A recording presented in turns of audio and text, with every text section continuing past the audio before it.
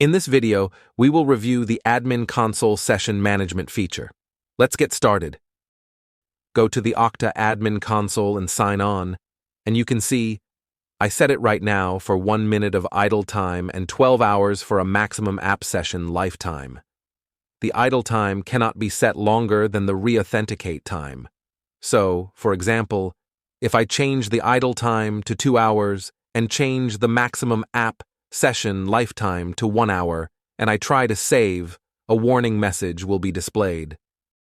So let's set this back to 1 minute for the idle time, and then what you'll see is that after 1 minute, when there are 30 seconds left, you'll see a countdown where you can click to keep me signed in. That's for any time that you set the idle time less than 10 minutes. Any time that you set the idle time more than 10 minutes, it will show up at the 5-minute mark. So say we set it at 1 hour when there are 5 minutes left, you can click that button to keep yourself signed in. From here, you can go into Security and Authentication Policies and select the Okta Admin Console. Under Rules, a link has been added to easily manage the Admin Console session settings. Now let's see it in action.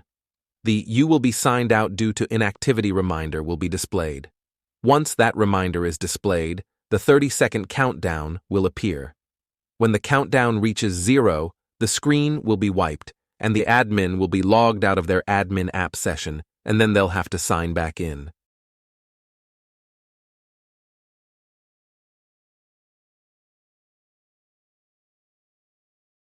You will notice that I have been signed out, and the screen behind the signed out box has been wiped, and a button that says Sign In is displayed. The admin will be required to authenticate to gain access back into the admin console. If you found this video helpful, please like and subscribe to us on YouTube.